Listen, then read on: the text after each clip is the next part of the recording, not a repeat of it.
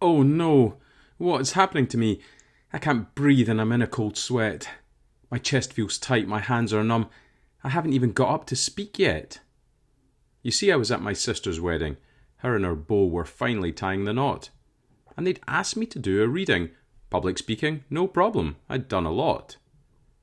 Perhaps it was the COVID restrictions and the fact I had to wear a mask, or that I didn't write the piece I was reciting that was sending me into a panic about the task. I was suddenly struck with an idea. Would it be possible for me to reach a confident, tranquil place of calm? Was this an opportunity to practice what I preach? So as my time on stage was approaching, I racked my brains through all I knew, churning through various calming techniques, trying to decide which one I should do. A bunch of breathing options came to mind that I'd only occasionally tried myself, but that lots of people said would work, according to all the books on my shelves. There are 4 I decided to dabble with, to see which one worked the best for me.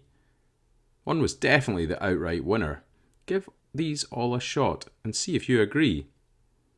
First was the alternate nostril breath, which required me to pinch each side of my nose. Not the best look while wearing a mask. A COVID wedding faux pas, I suppose. Anyway, this one didn't really work for me. Perhaps I just couldn't get my timing aligned. But apparently it has lots of health benefits, and many claim that it's helped calm their mind. Next up was the 4 and 6 breath.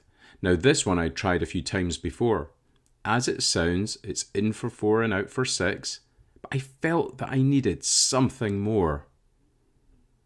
Jonathan Fields touts a different version, more complex but with much better effect. He calls it his teardrop breath, but in the moment I couldn't get it correct.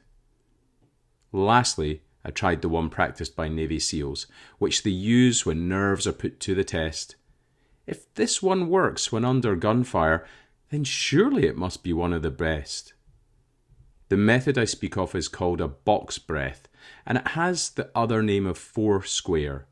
It's easy to remember and perform, working well to pull you back from despair.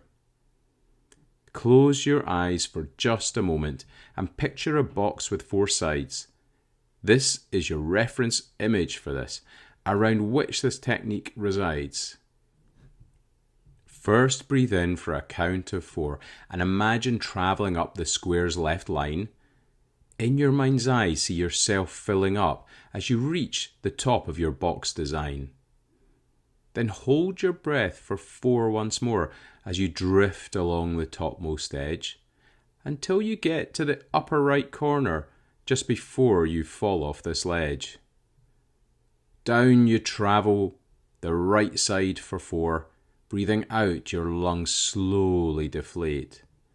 Your vagus nerve causes the heart to slow, and a less anxious you this will create.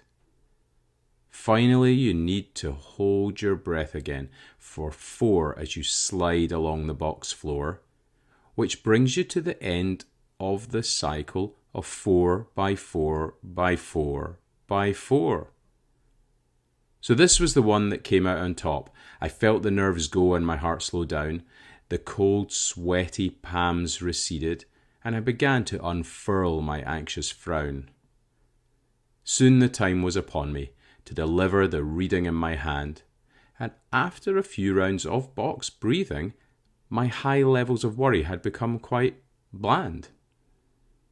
Standing up and speaking to a crowd was done with gusto and no mistake, and thanks to the breathwork I did, essentially became a piece of cake.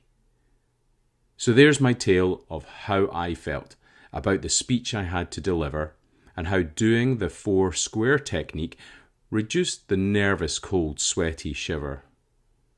Perhaps if you're someone who suffers with unease and panic from time to time, regular practice of these breathing options will help to bring your anxiety back in line.